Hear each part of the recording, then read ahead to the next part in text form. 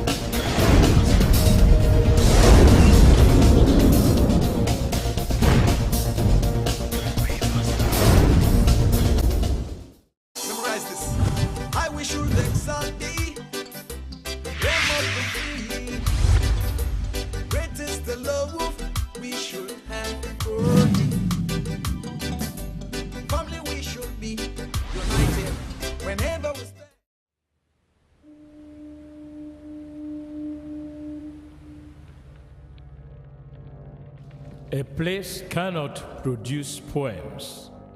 It can only not prevent them. And Freetown is good at that, for Freetown has its own sudden elegances. People are slow to leave it, quick to return.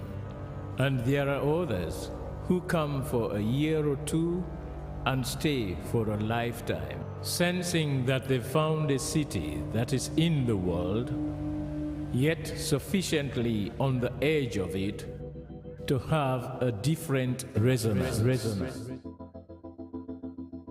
Let me tell you something about this city.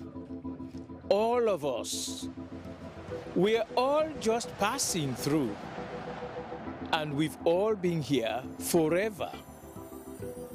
Those who came, those who stayed, those who never returned. Tides turn, seasons change, we've waited and we've watched. But we've always been here. We've always listened, because there is a different resonance here. It comes from the river, and the land, and the sky. It's our place, all of us. This city belongs to everyone. And you know when it's your time. And it's our time. Listen, we are Freetown. We are Freetown! The golden rules of Freetown. Don't pretend you're something that you're not. Don't go thinking you're better than anyone else, or that anyone else is better than you. Don't shout about it. Get on with it. We are Freetown! Freetown! Freetown! Yeah! We found our voice again. I'm from India and Freetown. I'm from China and Freetown. I'm from the UK and Freetown. I am from Nigeria and Freetown. I am from home and Freetown. This city belongs to everyone. The fishermen, the taxi driver, the barber, the drummers, the dancers. All of us. All of us. Everybody. We are Freetown. The past is ours. the future is ours. It's our time again. And this city belongs to everyone. The playwright, The greengrocer, the teacher, the dog. This space is ours. this light is ours. The beaches are ours. The rivers now we own. The roads are ours. The bridges now we own. We are Freetown.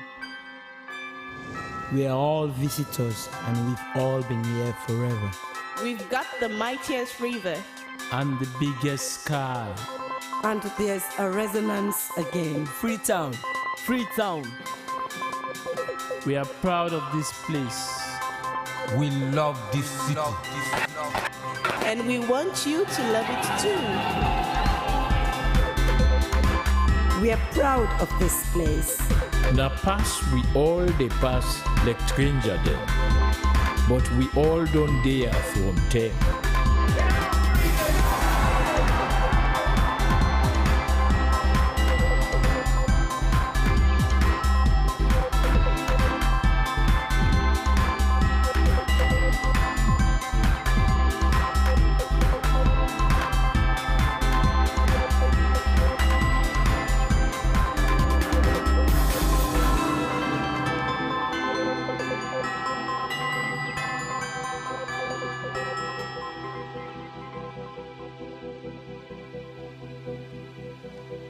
Come here, and you'll feel it, that end of the line sense of freedom.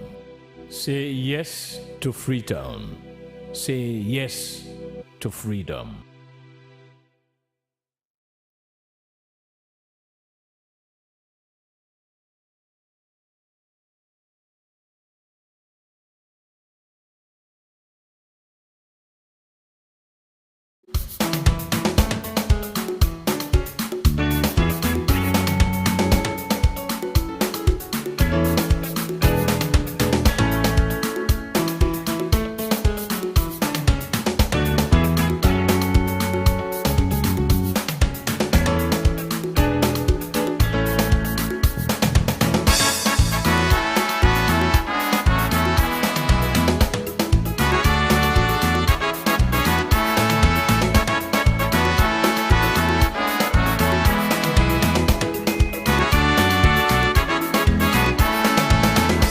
Alone man and woman as a meet. Let's do we sweet salon for well now we are. I say salon man and woman as a meet. Let's do we sweet salon for well now we are. Let's do we sweet salon for well. Waiting do we sweet salon for well. I say salon man and woman as a meet. Waiting do we sweet salon for well now we are. I say salon man and woman as a meet.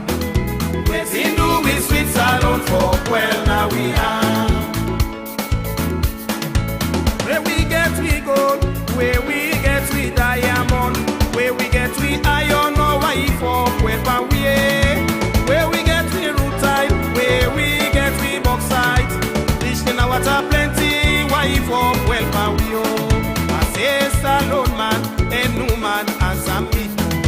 Waiting do we sweet salon for well now we are. I say salon man and woman as a meet. Waiting do we sweet salon for well now we are. If petrol day, lights day na the whole country. Motocar they run up and no wife for well pan we. If parents get food pay, pikin go school. If teacher get good pay, on pikin then go land. I say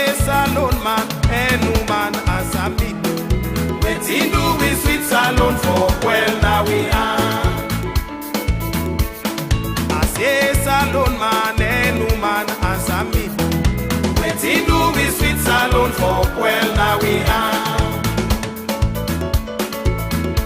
Waiting do we sweet salon for well. Waiting do we sweet salon for well.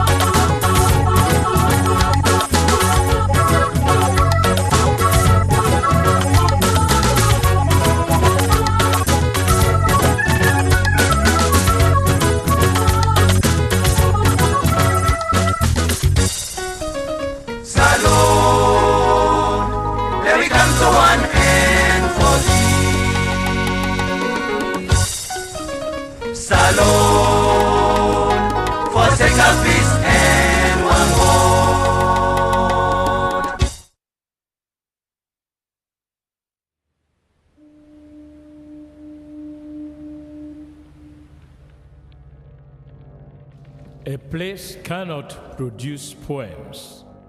It can only not prevent them.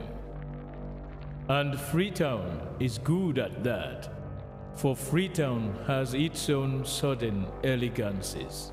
People are slow to leave it, quick to return. And there are others who come for a year or two and stay for a lifetime, sensing that they've found a city that is in the world, yet sufficiently on the edge of it to have a different resonance. Let me tell you something about this city. All of us, we're all just passing through, and we've all been here forever. Those who came, those who stayed, those who never returned. Tides turn, seasons change, we've waited and we've watched. But we've always been here. We've always listened, because there is a different resonance here. It comes from the river, and the land, and the sky. It's our place, all of us. This city belongs to everyone. And you know when it's your time. And it's our time. Listen, we are Freetown. We are golden rules of Freetown. Don't pretend you're something that you're not. Don't go thinking you're better than anyone else. Or that anyone else is better than you. Don't shout about it. Get on with it. We are Freetown. Freetown. Freetown. Yeah. We found our voice again. I'm from India and Freetown. I'm from China and Freetown. I'm from the UK and Freetown. I am from Nigeria and Freetown. I am from home and Freetown. This city belongs to everyone. The fishermen, The taxi driver, The barber, the drummers, the dancers. All of us. All of us. Everybody. We are Freetown. The past is ours. the future is ours. It's our time again. and this city belongs to everyone. The playwright, The greengrocer, The teacher, the dog. This space is ours. this light is ours. The beaches are ours. the rivers now we own. The roads are ours. The bridges now we own. We are Freetown. We are all visitors and we've all been here forever. We've got the mightiest river. And the biggest sky. And there's a resonance again. Freetown. Freetown. We are proud of this place. We love this city. And we want you to love it too. We are proud of this place. Na pass we all dey pass like stranger dem, but we all don dey from there.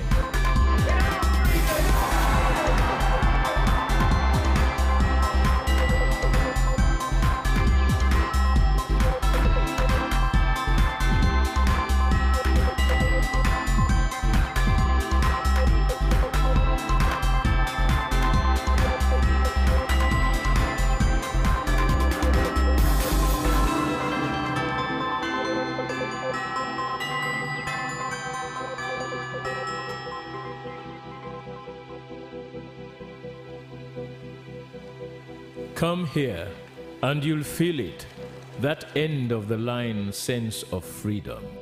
Say yes to Freetown.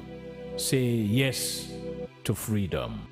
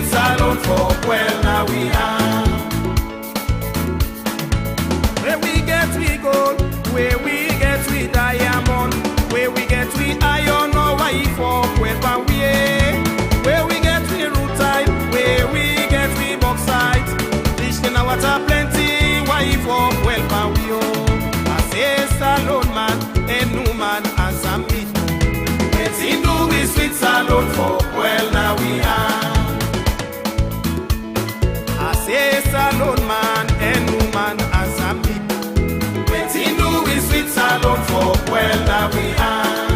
If it's whole day, lights day na the whole country. Motoka they run up and no wife up well pan we. If parents get good pay, pikin go school.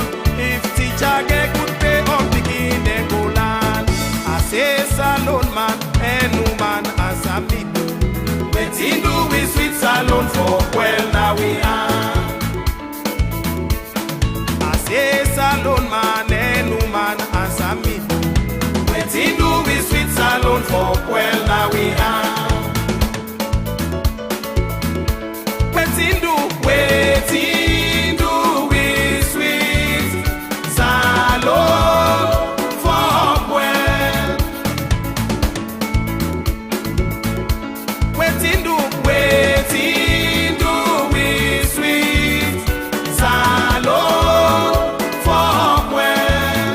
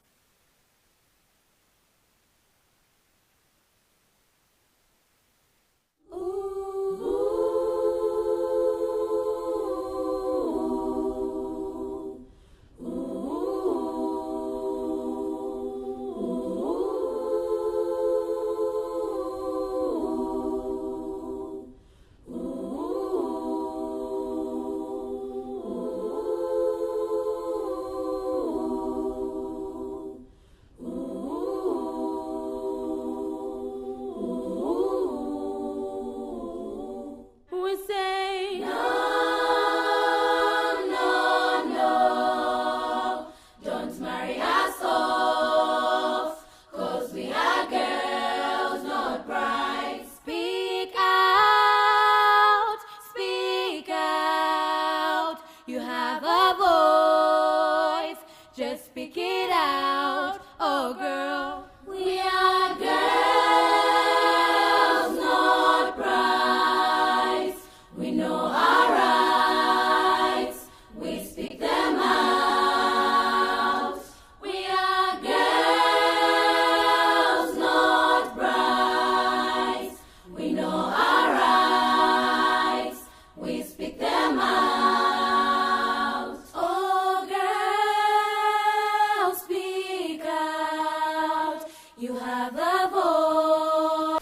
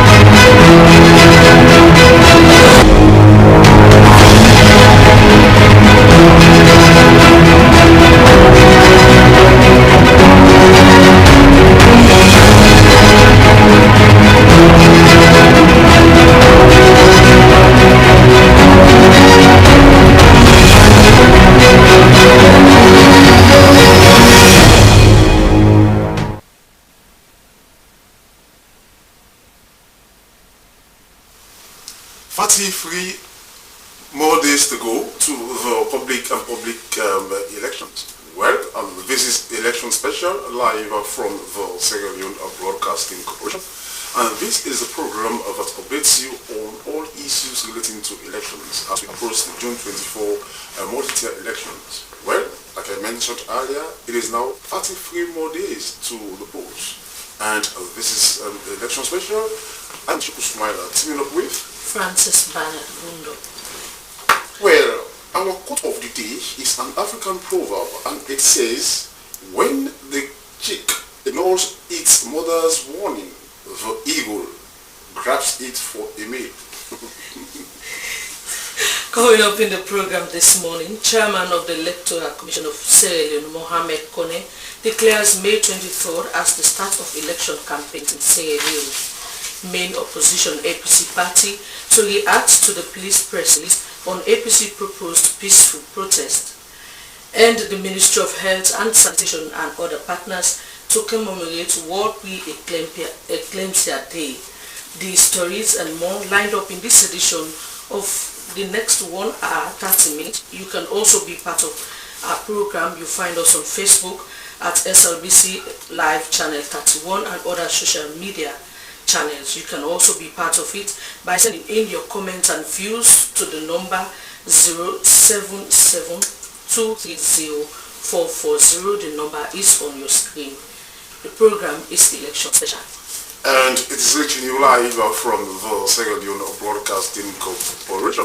Well, the chairman of ISES, Mohamed Kone, has said that the campaign trail on June 24 public elections will commence on the 23rd of May, which is precisely tomorrow. Yes. Yes. And he made the declaration at the end of the campaign date allocation timetable to be used by political parties for the campaigns. Meanwhile, the Electoral Commission has concluded the elections for primary chief members of parliament for 5 districts: Falaba, Bonf, Cambia, Pujong, and Bombali, according to Section 74 and subsection 1A of the Sierra Leone 1991 Constitution.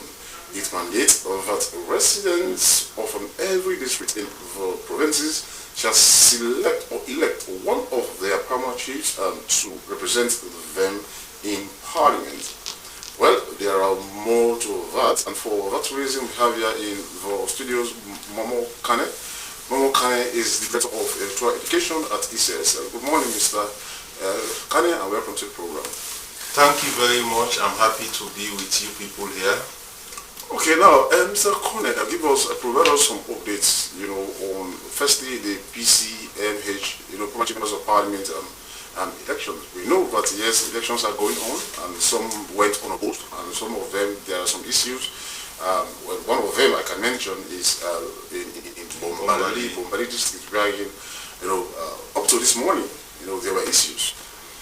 Yes, basically as the institution charged with the responsibility to conduct elections, we have successfully conducted elections for 5 districts for PCMP, that is the paramount chief member of parliament that will be returned for each of those districts. For the rest of the other districts, like you said, they went unopposed because at the end of the campaign, 7 candidates became uncontested, so they were declared duly elected for the 6th parliament. For 2 of the other districts, as we went closer to the election, then one of them, asked that they be withdrawn from the process. So it left with 1 candidate in Kwenadugu and Kenema. So that was the reason why elections was not conducted for those districts. Like you said, for the 5 elections that we conducted over the weekends, obviously we had challenge with one of the chiefdom in Bombali, which is Bombali Shebura. So obviously, we are responsible to conduct the election as an institution. We are the EMB responsible to conduct the election, but we are challenged with the voter register. The voter register that was supposed to be used for the election. We use the gazetted TA list for specific chiefdom across the district. So we went for the election to conduct the election in Bombali as the chief headquarter town. So in Makeni, we realized that that is Bombali Shebura. Yes, Bombali Shebura. I'm talking specifically Bombali Shebura. But the election was for the entire district. In all the other chiefdoms, the elections went on, but we are constrained to complete that process because we are still left with 1 chiefdom. So that is one problem that we think until that is resolved, we conduct the election, then that election will be successfully done. But what we realized, the gazette that was available at that time, because we are not responsible for the gazette, the aspect of gazetting and the review of the chiefdom councillors list are done by the Ministry of Local Government. So what was supplied to us, we suddenly realized that was not applicable for that chiefdom. So we had to hold on to we discontinue the process until we fell back to the district office, the local government ministry representative within the district. They gave us another gazette. So that is the gazette. We planned the conduct of the election today. This morning we have gone with the gazette. We still have issues to clarify, but the commission will get back to the public as soon as that is settled with regard to Bombali Shebua. So now let us talk about, the methods used to elect these, primary chief members of parliament. It is per district. Every district has to return one. Yes. And now we have 14. Yes. Previously it was 12. Yeah. That was, the processes that lead to elections of these, MP members of primary chief. Primary chief, yes. So this started way back from our colonial period. You have the protectorate, you have the colony. So for those living within the protectorate, their leadership was headed by the paramount chief. So there was a specific seat that was demarcated for them within the parliament. So, like you said, before now it was 12 districts, but before 2017-2018 election, there was a redistricting that was done. So 2 districts were added, Kaine and Falaba. So now it became the 14 districts that were expected to return. So each of the districts, they return one paramount chief member that will represent the entire district with regard to that particular seat. So how do we conduct the elections? Because the electoral college that has been established within that chiefdom, and I say the entire district, basically the TAs, the traditional authorities, they develop their list, they review it after every 3 years. That is the Ministry of Local Government. 20 taxpayers, they return one individual that will serve as councillor in regard of the 20 peoples. So for each chiefdom, those who are part of those TAs, they are the electoral college. They are the ones that electing the very paramount chiefs that will be conducting, that will contesting for the PCMP election. Because that is the electoral college. The election is not for all of us. It's not universal adult suffrage. So it's limited to just the TAs. So because the TAs elected the paramount chiefs before the election, and the paramount chiefs are to be they are to contest for that single seat, the TAs in response will have to vote for them. So that is the reason why we only have the TAs that will vote for the paramount chief member of parliament, and it has to be one paramount chief per district. Okay, so Mr. Kane, let's go back to the list for this district that you're talking about. Yeah. What do you think is wrong with the list that you cannot go into? You are unable to conduct the election. Okay, most of those chiefdoms before now were amalgamated. So that was our first issues. So for some of the gazette that the last gazette, because there has not been election within those chiefdoms. For the local government ministry, they normally review those lists. They are supposed, by law, the local government law, they are supposed to review it after every 3 years. So they should do those review. I'm sure that is what is in the law, the local government law. So, but for some of the chiefdoms, there has not been elections conducted for paramount chief. So because that lapses, or probably they have not reviewed their list before now. So that was a challenge. And we realized some of the chiefdoms were amalgamated. So who is responsible to make sure they conduct elections? They update their voter register?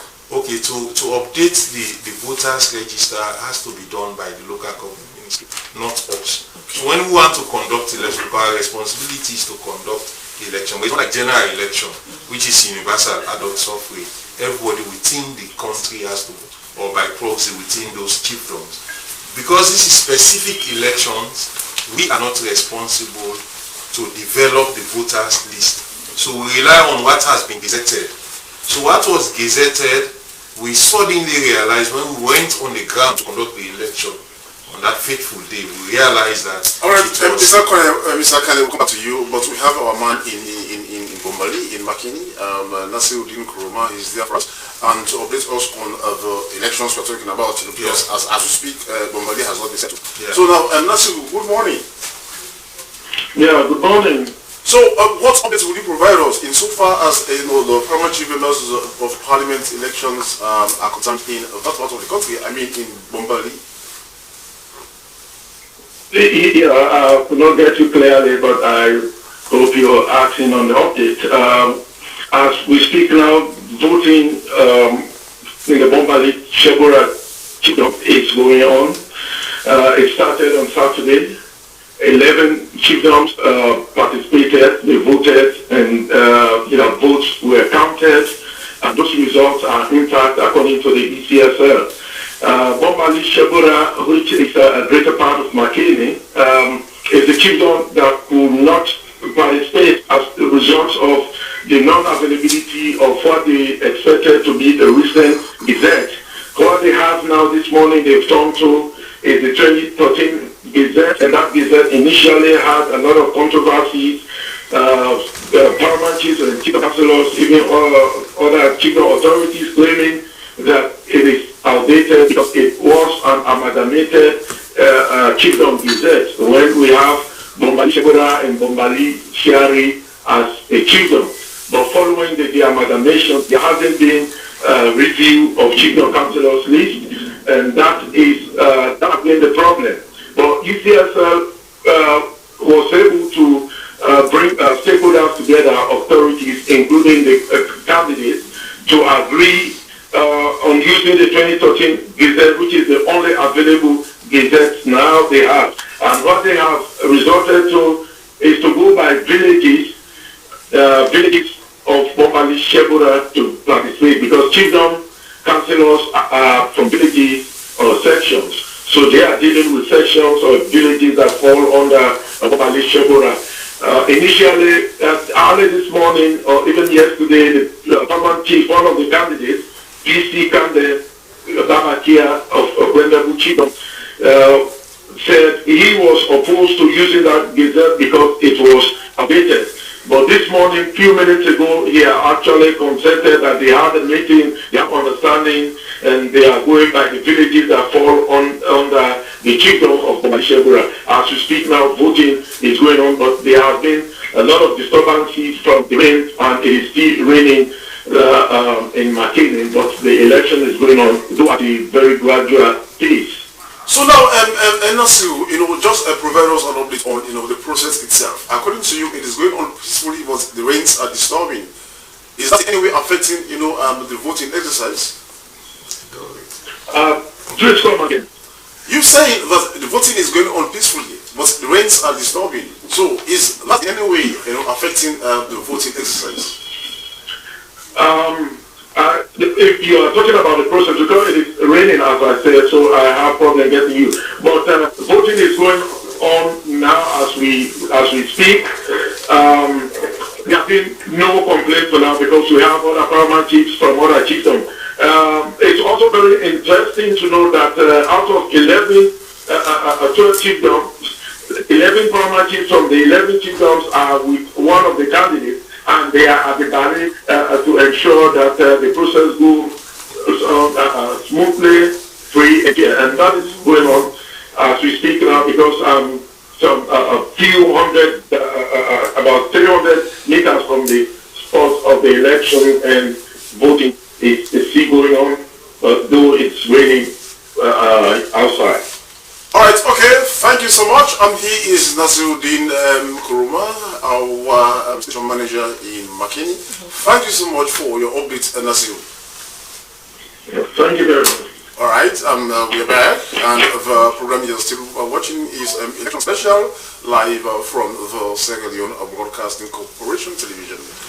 Well, Francis, we still have Mr. Kane. Yes, I still want to go back to Mr. Kane. From our reporter, he said you have especially one paramount chief from Zigbende Boso.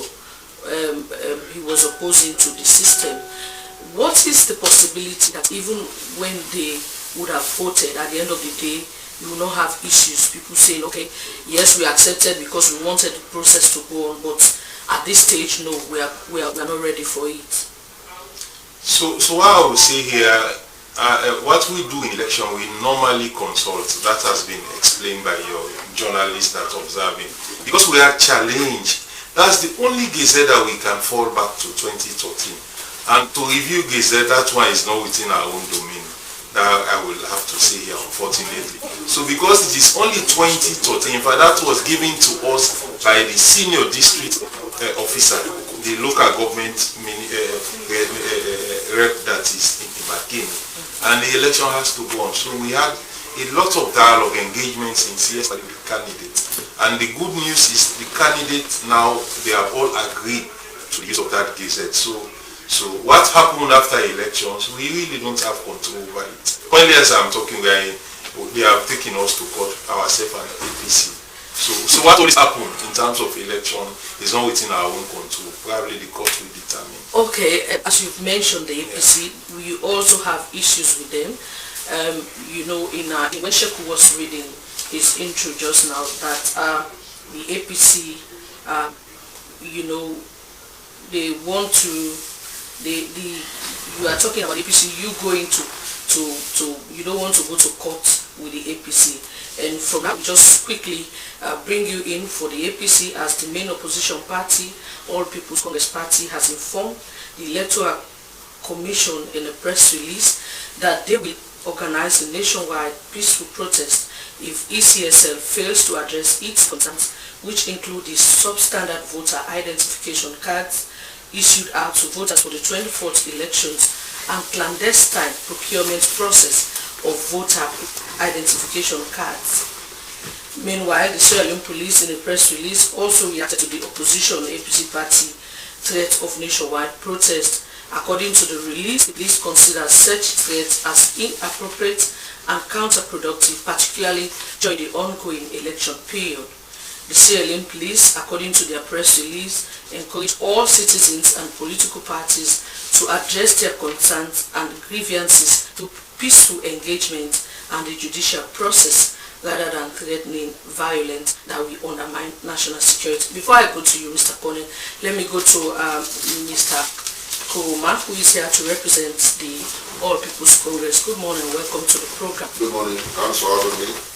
Now, you've just heard the intro that you have serious concerns, you have issues of the identification, the quality, you have issues of procurement, a whole lot of issues. So we want you to comment further on some of these issues that you have with the electioneering process.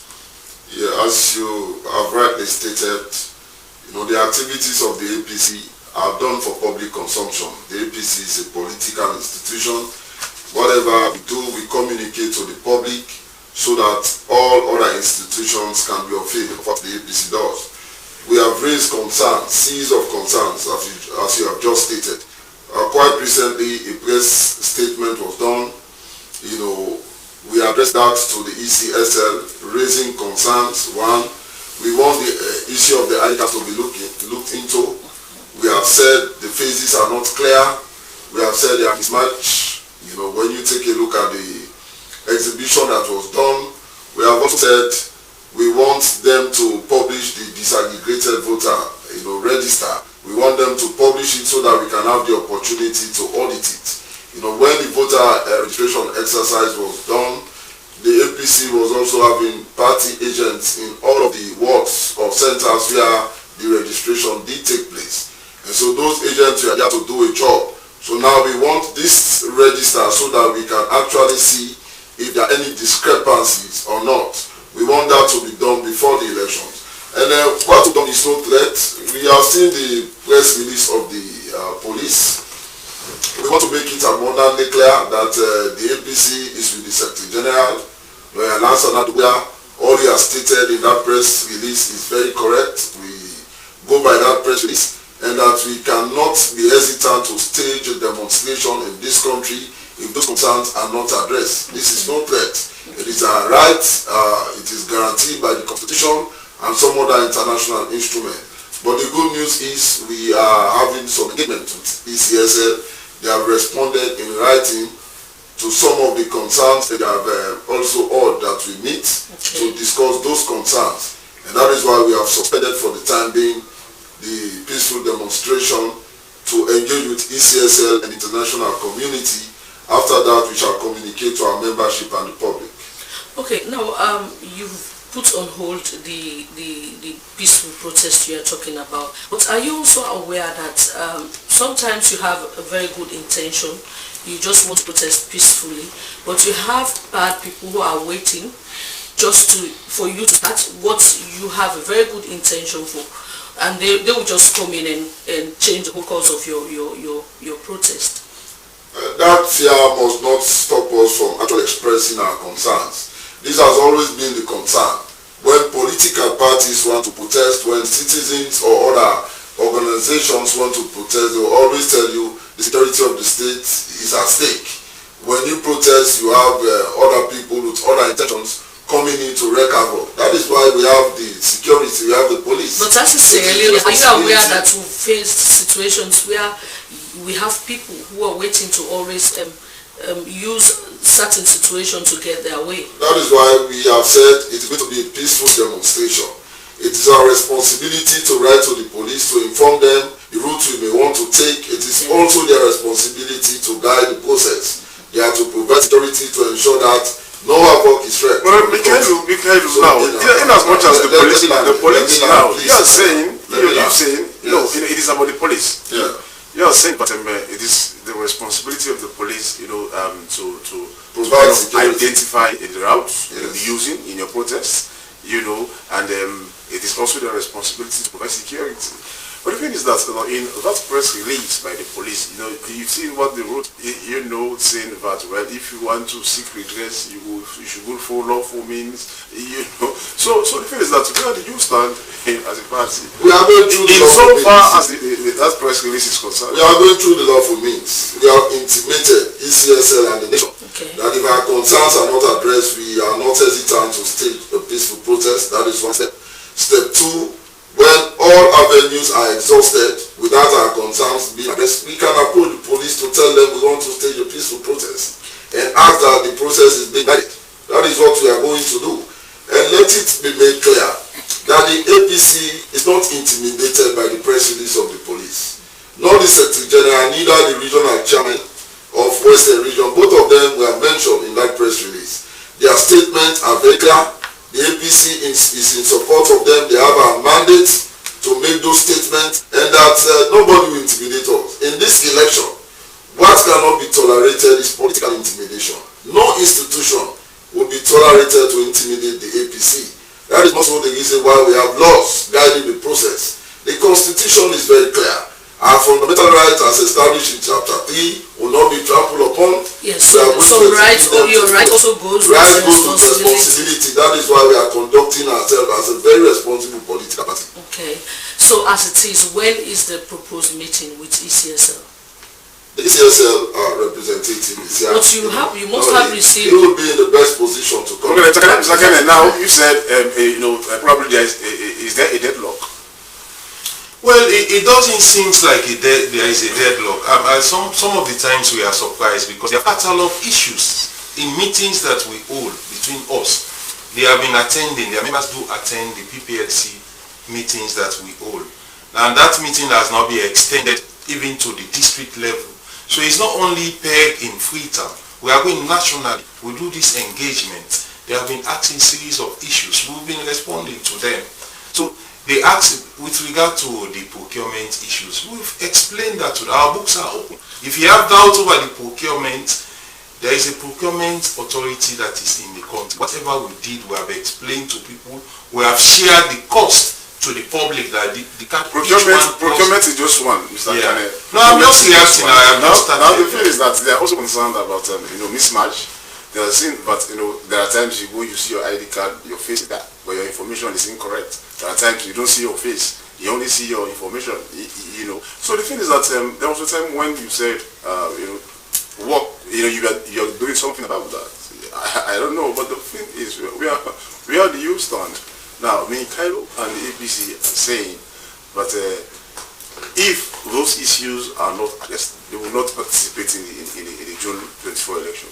Well, these issues have been addressed. The reason why we did exhibition was to catalog some of these issues. And one thing that has to be clear, what we are seeing now, it was not new registration we did. This issue we started with since the last election. So it's not only new. This data was developed since the last election. Mr. In 2017. What is keeping the ECSS so long to publish this, the voter register they are talking about? What is keeping you so long? Well, it was published in exhibition. It was pasted at all the centers. That's the reason why we sent some of these issues. But they are talking about this aggregated. Yes, you know, like for example now, if in the Western area they want to know how many people vote, what they are saying you have to disaggregate. The register. The register. The voter register has not been published. Let us get this very clear. What they did was exhibition, which is actually the normal practice. When we register the exhibition so that we can verify our information, we identified that there were mismatches all over the place. Now, if they have corrected those mismatches, it is their responsibility to now publish the disaggregated voter register. For example, I registered at Ward 175, Constituency 52, Bankolenken Chiefdom, in the Tonkoli district, when we are putting the constituency system.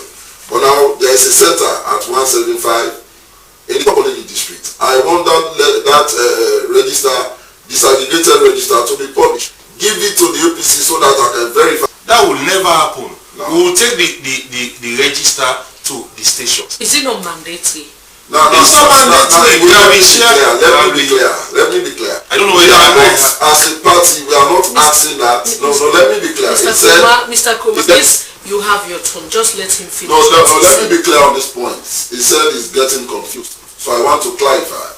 So that's why you have to allow him to learn, and then you have your turn.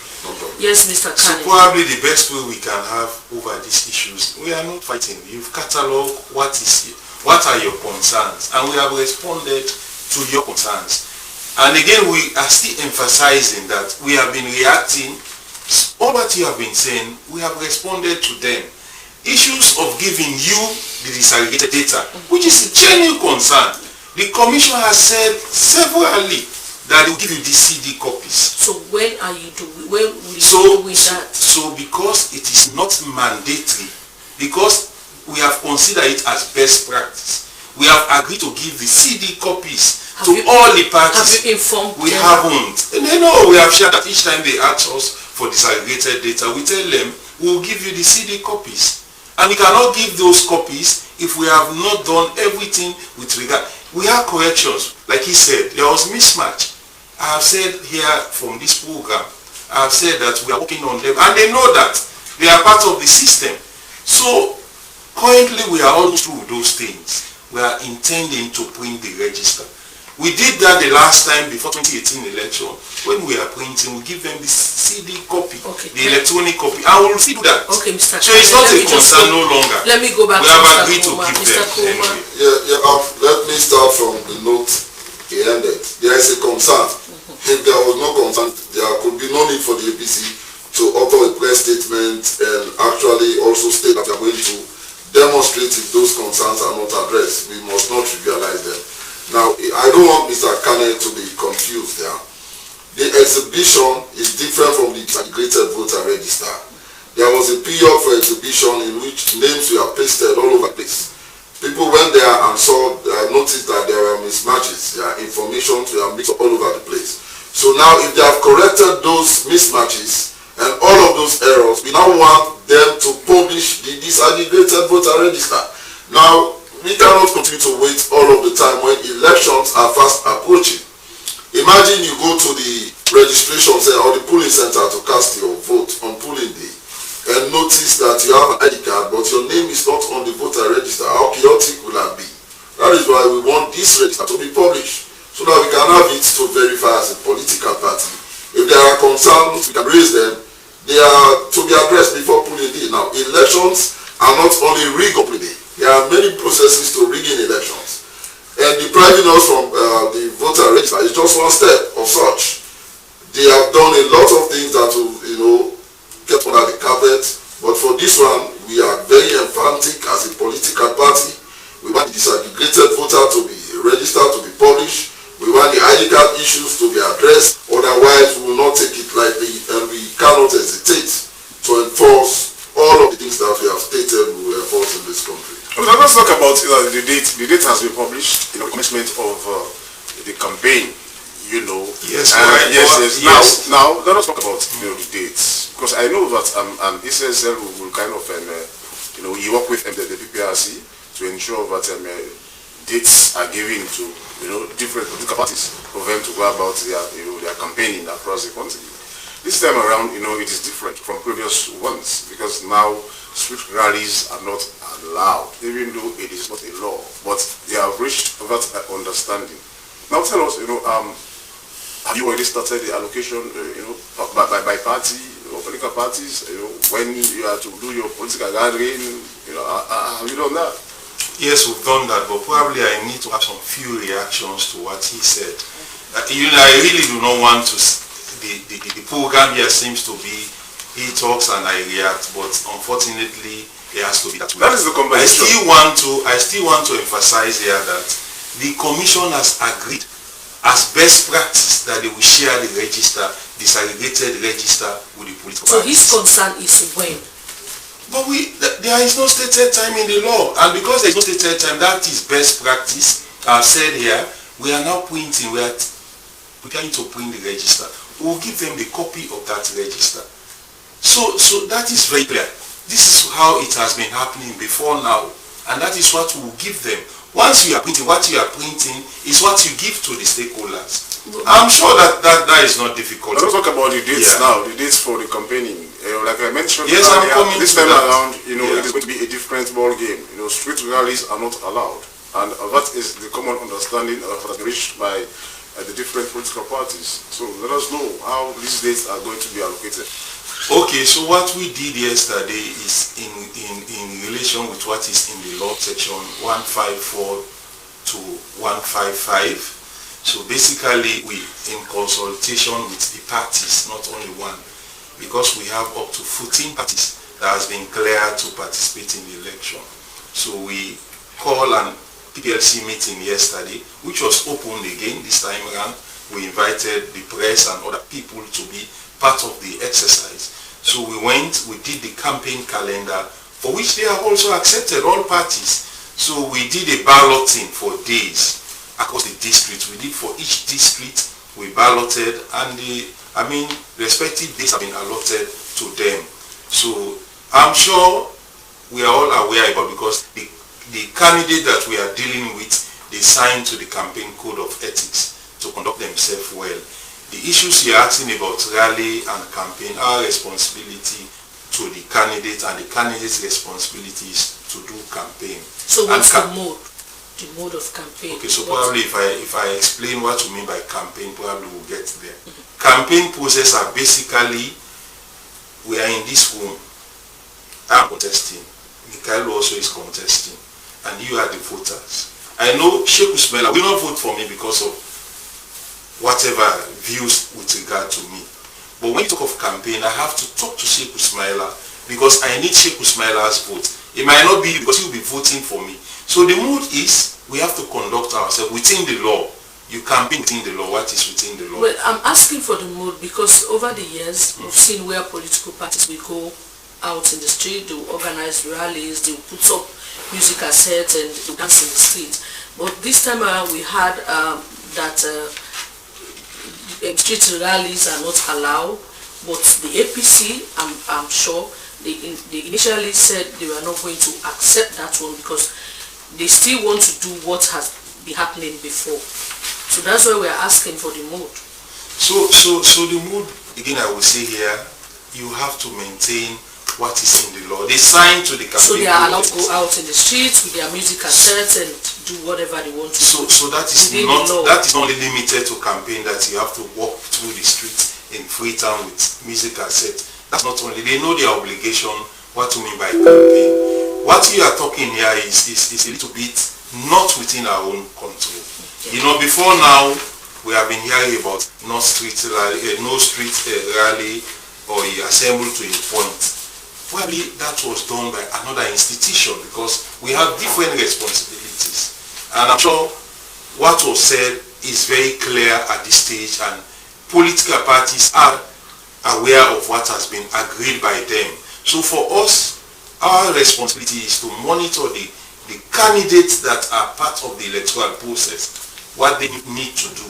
If they are processing or they are not supposed to process, that was decided by the institution. Alright, Mr. Kane, we'll come back to you. He is Momo Kane, the electoral education director at ECSL.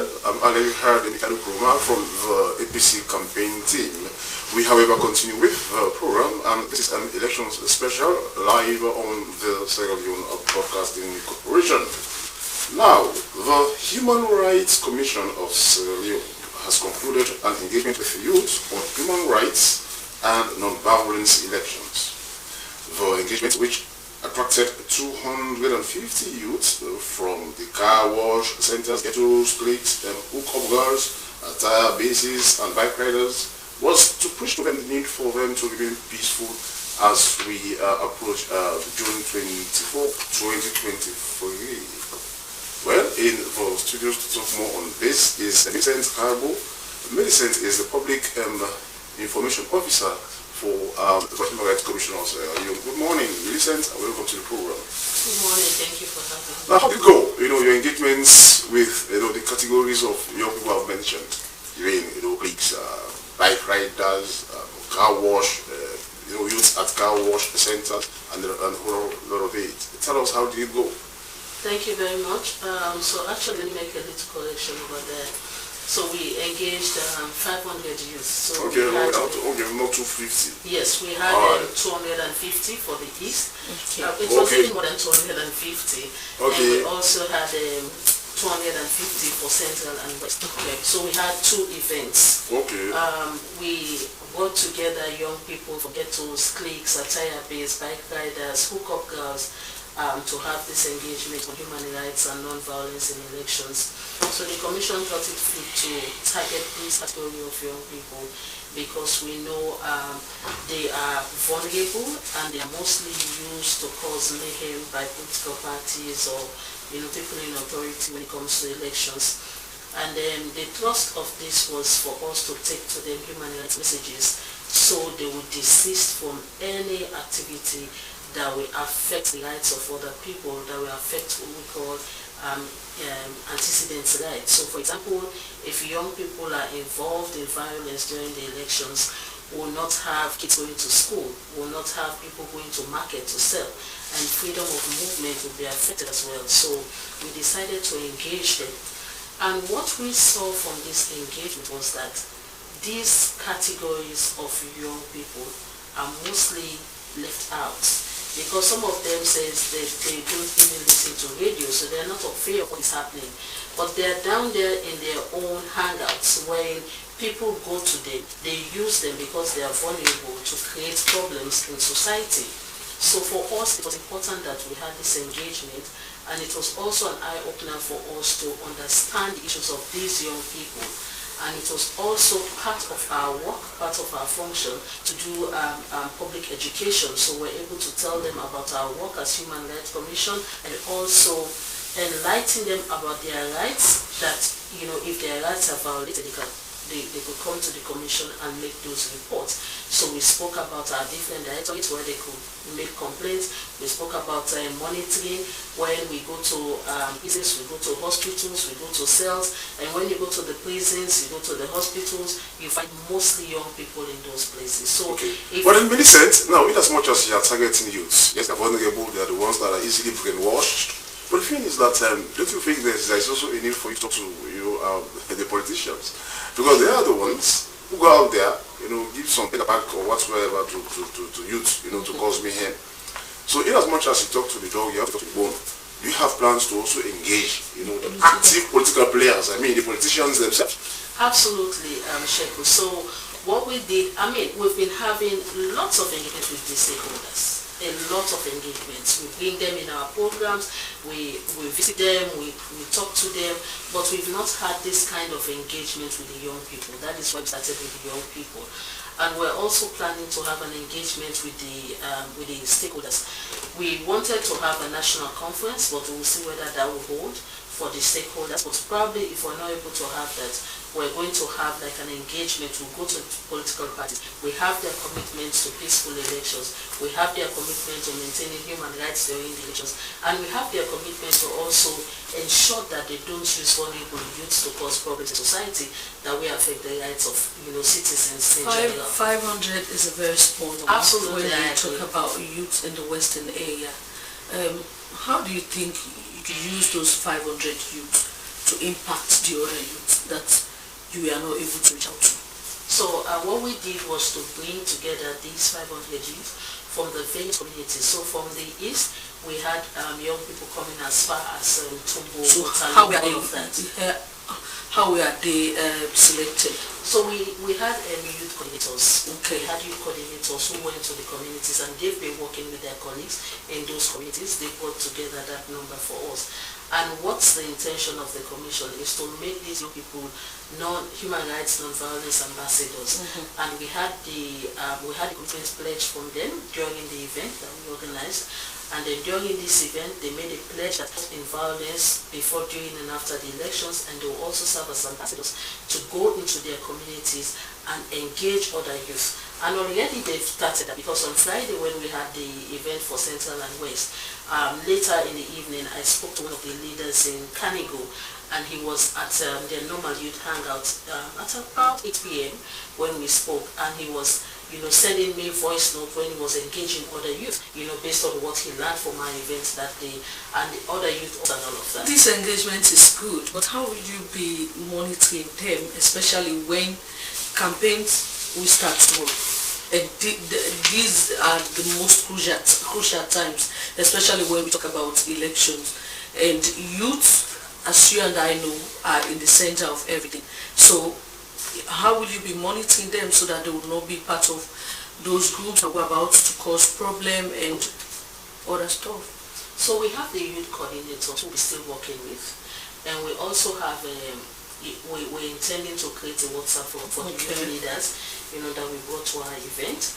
And also the commission intends to work with these leaders to go to their communities and further see the other hangouts around and engage these young people.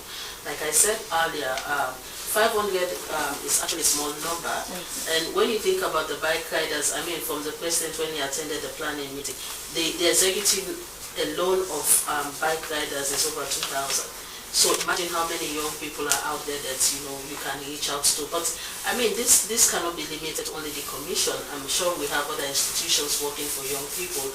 I don't know what their various strategies are. But Freetown is not Millicent. Freetown is not Sierra Leone. We have youths also in other urban areas. Like for example, we have youths in Bo, we have youths in Makini, we have them in Kenema. These regional headquarter towns, and similar activities done by some of these youths here in Freetown are also carried out by some of these guys, in the regions. Do you have intention, engaging them as well? Because you talk about their entire bases, they are in the provinces, you talk about the bike riders, they are there, you talk about cliques, they are there, so do you intend engaging them as well? So, probably the commission will consider that, but we try to focus in western area because we know here is the boiling point. I'm not saying it doesn't happen in other places, but this is the boiling point. And what we did, specifically you mentioned bike riders, we had the president in that meeting and in our planning meeting, and he made a commitment, and during the event his executive members were there and his members were there as well. So I'm sure from the bike riders, according to what he told us, they will be able to coordinate their members to ensure that, and they made a pledge as well, like specifically, like they will not be involved into violence, and they've been engaged by other institutions, international organizations, to ensure that they don't involve in violence, because they are also being used as tools for now the law enforcement officers, like for example the police, they are also very much at the center of this, and human rights violations. There are times, people talk about it, but how much have you engaged also the law, especially the police? Because the thing is that there are times this will happen, people become angry, and in the process the police will come in, and in instances wherein, tear gas canisters are fired, some kind of confrontation between the civilians and the police. At times it happens, and at times the police are heavy-handed.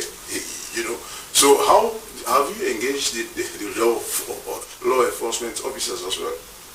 Okay, so I remember sometime last year I was in the studio talking about our public inquiry into the conduct of law enforcement officials, which looked at generally the conduct of law enforcement officials regarding chaos in society, riots, and dealing with the public in general.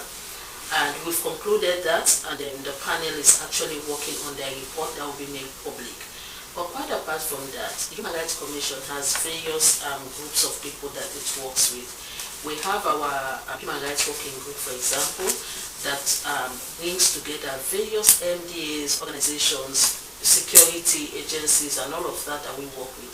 So these are stakeholders that bring together monthly to discuss human rights issues, and we use those platforms to talk to the police. We use them to talk to all other security agencies on human rights issues, and we've been engaging them regularly. Like, we have a good relationship with them, we engage them regularly, and whatever we find out, even from our monitoring reports, we go back to the leadership and discuss all of these things. So definitely we've been engaging the police, we've been engaging other law enforcement agencies, and the Human Rights Commission sits at various strategic engagements within the sectors, various sectors that are responsible for law enforcement and security in the country. Okay, Millicent, before we move over to the other guest, you've listened to I'm sure the Human Rights Commission, you must have been reading some of these press releases coming from the APC, the police, and the APC is saying that if their concerns are not addressed, they will definitely meet the police, allow them to do a peaceful protest. And you and I know, when we talk about protest in Freetown in recent times, it's always resolved to violence. You have people who are waiting to cause havoc. Don't you think the Human Rights Commission should also be proactive to engage these institutions, so that at the end of the day we will not be saying, okay, we had them, but we are waiting for the outcome of whatever will happen? Don't you think so? Well, actually all of these press releases and statements actually came up over the weekend, towards the end of the week until the weekend.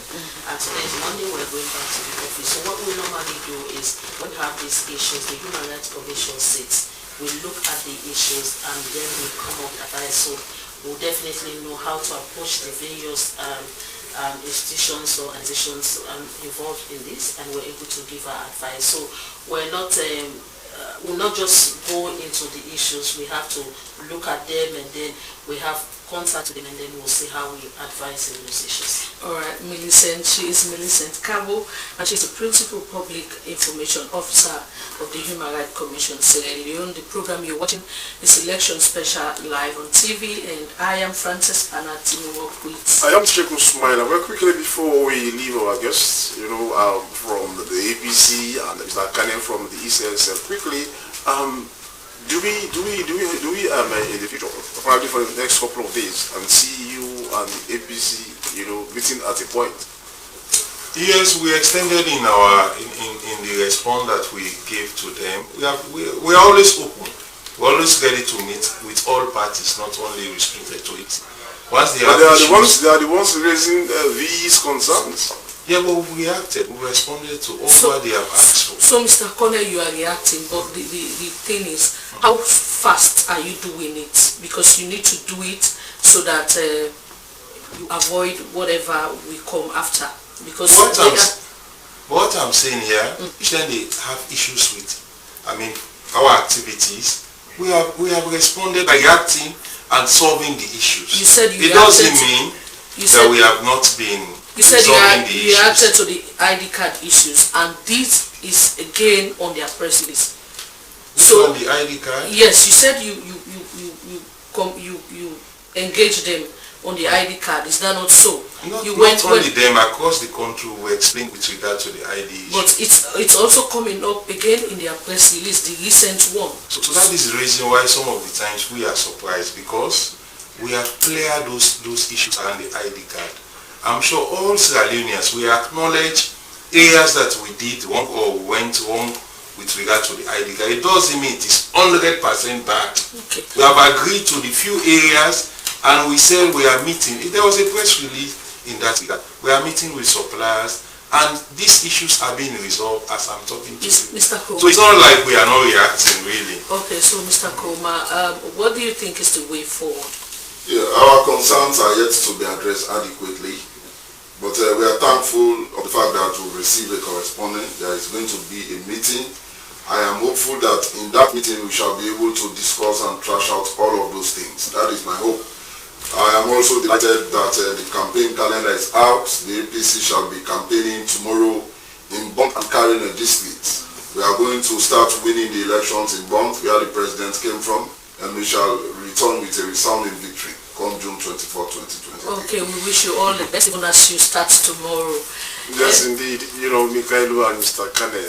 And the program you're still watching is an election special, live from the Sierra Leone Broadcasting Corporation, where you had Mikhailo Kuruma and from the APC 2023 campaign team, and also Momo Kane, Director of Public Education on Electoral Issues from the ECSL. Earlier you heard Millicent Kabo from the Human Rights Commission.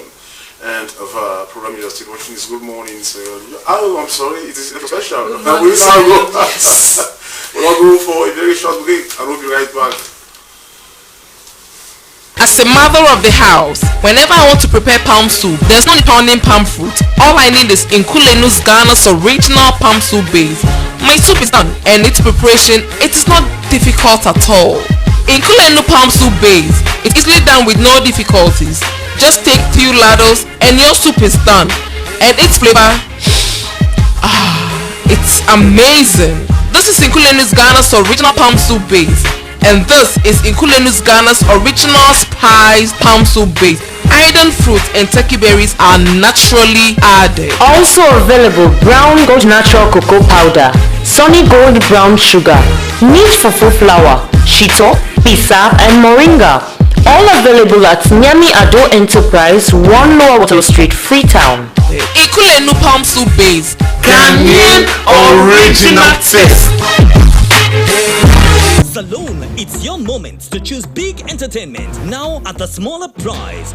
It's a yes from me. The most thrilling of all time. We have big excitement, big stories, big awesomeness, big celebs, and big inspiration. I'm impressed. 1, 2, 3.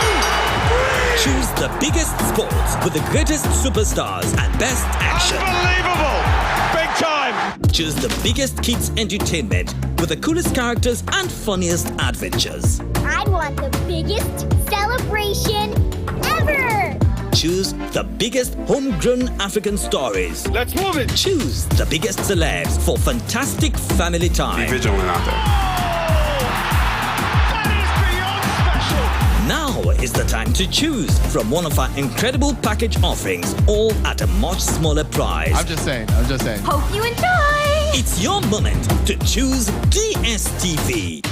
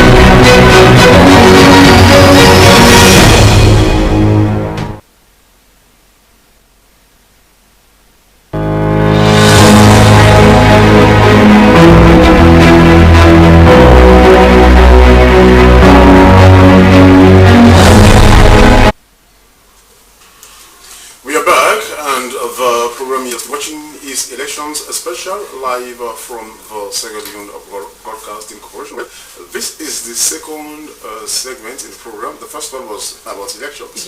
And this time around, we are going to deviate. And we had the APC and the ECSL in the studio. The ECSL and also the Human Rights Commission. They are also working on non-violence elections come June 24. And now we have people who are here to talk on health and also on the tourism sector. Yes. Well, a World Pro Eclampsia Day is a joint initiative which unites organizations all over the world to bring to light the high prevalence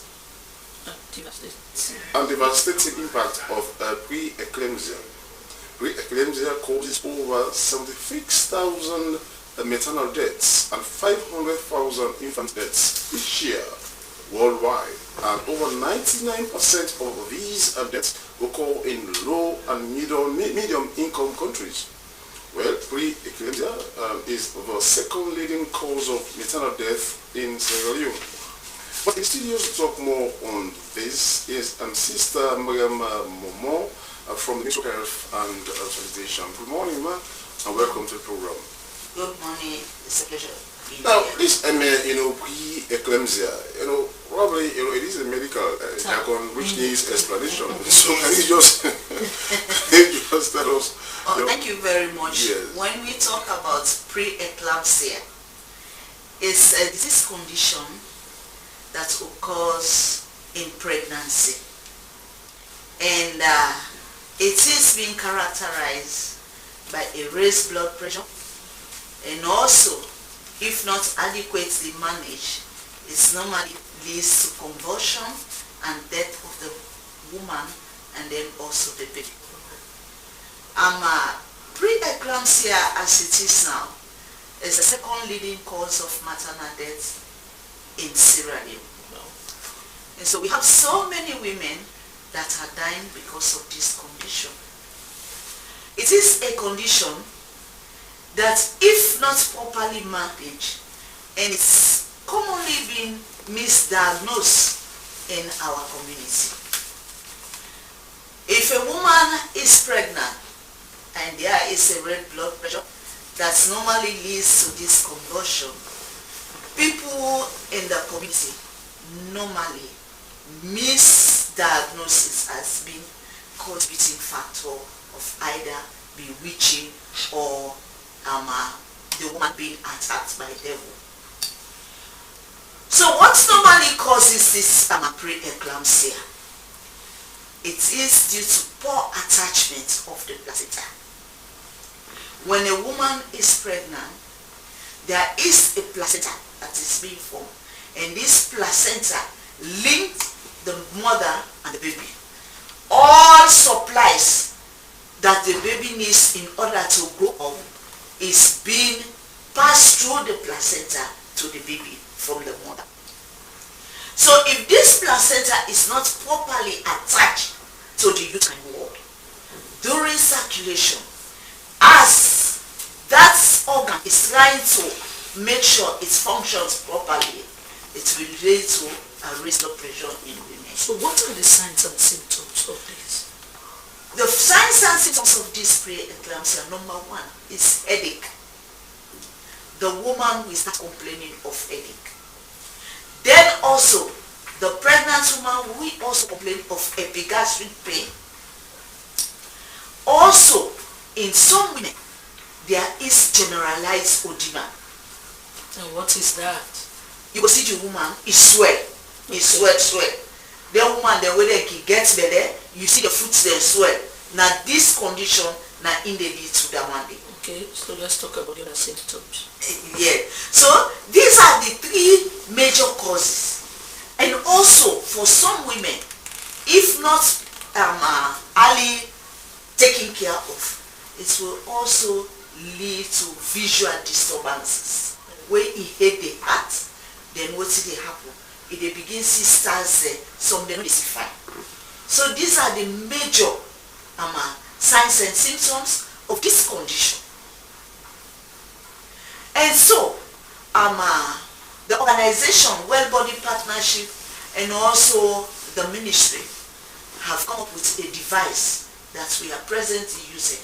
And that's the reason why we are here, to make sure we sensitize communities that if this condition is being detected early and treated at an early stage, it will save the life of the woman and also the baby. There is a cradle device, and that cradle device is a new blood pressure machine that we use. Since it's raised blood pressure, we have this machine now in almost all of our health facilities in country, because we know it's a body.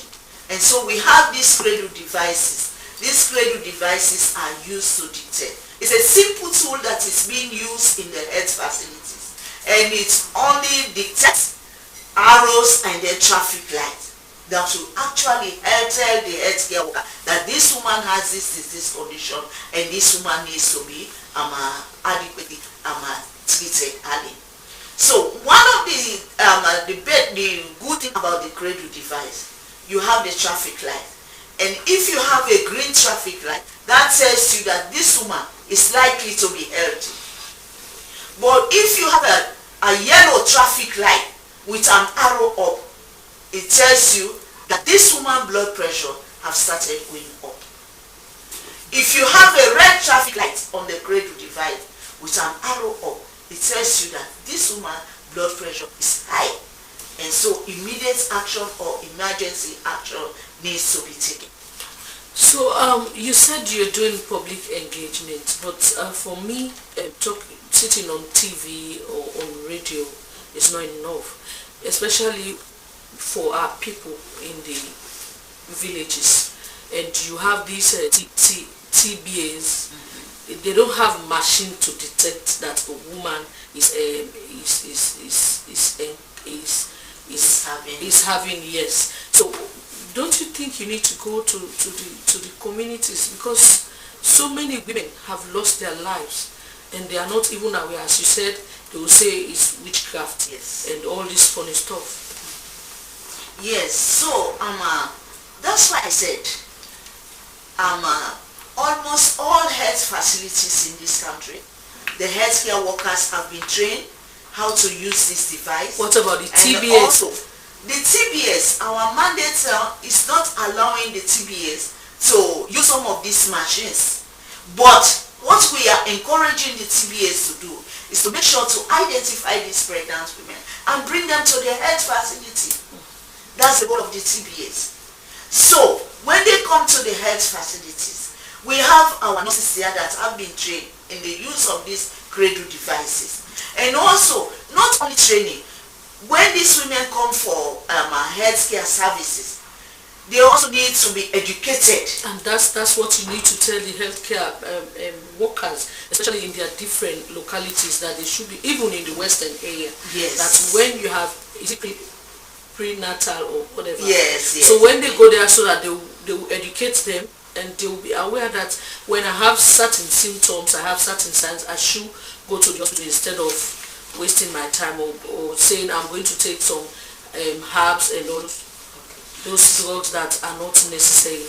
So we are not only targeting our healthcare workers, but also targeting community members to make sure they identify danger signs. Like for example, if a pregnant woman in the community is having severe headache, that woman is also being sensitized to know that this is a danger sign in pregnancy, and so I need to visit the health facility. And also that's also the role of the TBA, the community health worker, to make sure if they see a pregnant woman in the community with, for example, edema, that pregnant woman needs to be brought to the health facility and make sure the necessary investigations are done to save the life. Are you aware that some women have this feeling that pregnancy is associated with headache? So they will just say, when you get belly, now you headache till you born, and all those funny stuff. Are you aware of that? Yes, I'm aware of that. That's why we are still trying to educate our nurses and also our women to make sure. You know, pre-eclampsia, the sign doesn't only stop at headache, but there are also other signs. Like for example, the epigastric pain, the visual disturbances, and also the edema. If you are pregnant and then you have edema, you see you have edema, you have this epigastric pain, that is a discomfort to you, you should come to the health facility to make sure. Now, Sister Momo, as you observe, World Pre-Eclampsia Day, I know it is not, and to address all these health issues, these are not events, there are processes, because at the end of the day, you want to create an impact. You want people to know what pre-eclampsia is all about. To many it is new. Even to me, it is new. Yeah. So, how much do you intend intensifying, this awareness raising? Because, TV engagement or media engagement is not enough. You have to reach out. Because people have the notion, this is now witchcraft, like you mentioned. So how much do you intend intensifying, this campaign, so that pregnant women will get to know. But when I'm having certain symptoms and signs, I should immediately, contact health facilities around. And so, in dealing with health issues, we also have partners that are supporting the government to make sure that we reach out. It's also a concern to the ministry and also to our partners that are supporting us. So we have this well-body partnership. Well-body partnership actually brought in the cradle devices in this country, and they also train healthcare workers and have made sure that all health facilities in this country do have the cradle device that they are using. And as I said, the use of the cradle goes with training. And also this training also includes community sensitization and involvement. Even the celebration that we are doing presently is for communities to be sensitized and also to be aware. What is there to celebrate? Because these figures are very alarming. According to what is written here, pre-eclampsia is the second leading cause of maternal death in Sierra Leone. Yes. And all of us know that, most of the times when, placement of Sierra Leone, in the United Nations Human Development Index, one of the reasons we are always at the bottom is as a result of, this high rate of infant and maternal death. So it is quite alarming. So in this case, what is there to celebrate? We are celebrating to raise awareness. We want awareness to be raised on pre-eclampsia so that people will be aware that it is a concern, and also in our awareness raising campaign, we want them to know that there is hope. It's not only when you develop pre-eclampsia, that's the end of it all. If you visit a health facility as early as possible, we have these gadgets now that we have in almost all the health facilities to detect these issues and to make sure appropriate treatment is being given immediately to treatment in order to save their lives. All right, thank you very much. Continue to stay with us. She is Maria Mamo, and she is the Principal Public Health Sister from the Ministry of Health. In case you are just joining us, you're still watching the election special, and this is our second segment of the program. And now we have to deal with tourism, and the Ministry of Tourism and Cultural Affairs, in collaboration with the National Tourist Board and other partners, have concluded an engagement with key stakeholders for the development of a comprehensive tourism master plan for the next 5 years. The consultation and engagement is to get input from key stakeholders to ensure the tourism master plan aligns with the aspirations and needs of the people. Kai Bokari Sakwi is in our studio this morning to tell us more about this engagement with stakeholders in the tourism sector. Good morning and welcome to the program. Good morning and good morning listeners and viewers. Okay, so tell us what is it that is in this document that you want stakeholders and in the tourism sector to be part of. I must thank you first of all before rubbing lips against these sensitive pieces you have just submitted. I must present to listeners and viewers that there is no tourism without a properly out master plan. And this master plan advise and guide the processes within the tourism structures and patterns respectively. what I meant by this.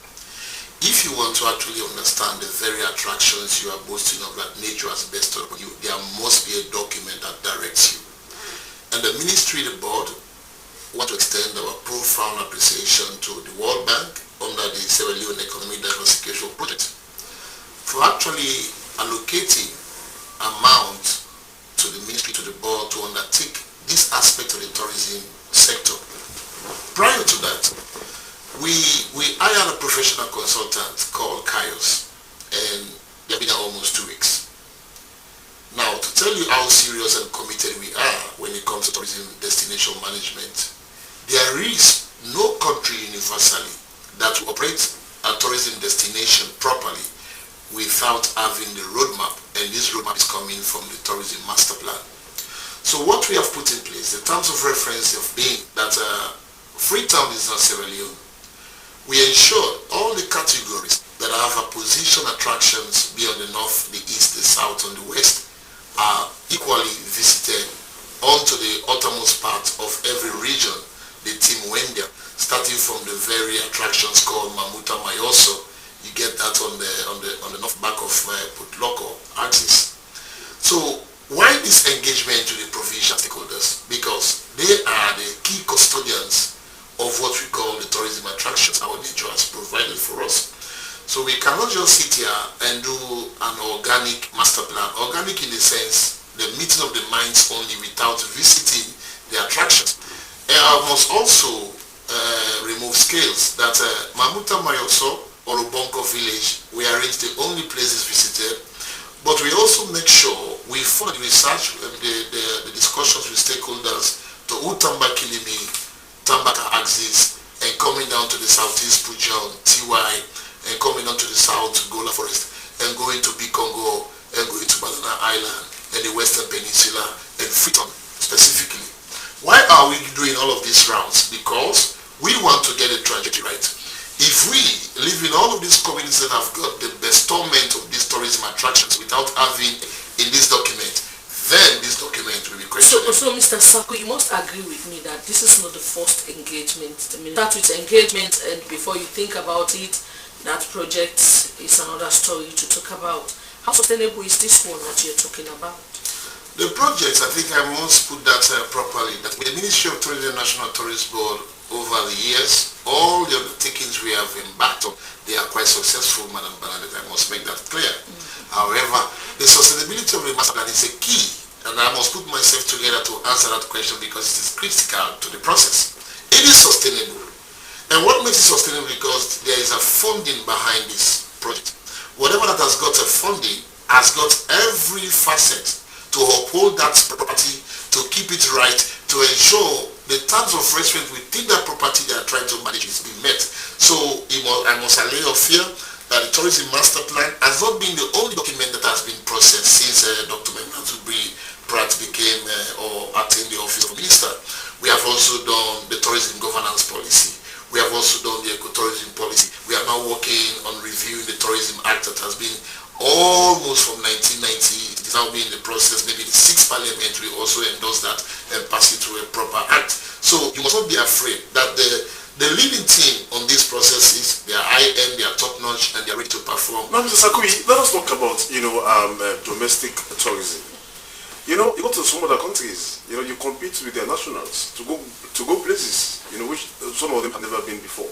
Like, for example, you go to China, you go to certain places, you and the Chinese will be competing to see what is there. How much does this master plan consider domestic tourism? We have a lot of places across, in this country. People want to go, they learn, like for example now, children, pupils, they are in school, they are taught about Once Island. They've never been there. They are taught about Kenema. They've never been there. They are taught about, Gola Forest. They've never been there. So how much does this master plan consider domestic tourism? I must say thank you to you, Mr. Smiler, because to position yourself in asking these questions means you are au fait with issues on the ground. There is no way you can promote international tourism if you're not paying attention to domestic tourism. However, the Ministry of Tourism and our partners, especially the National Tourist Board, we are sensitive to the matter of domestic tourism. That is why under the EIF, the very World Bank, the UNDP, monies and funding are also being injected to ensure these places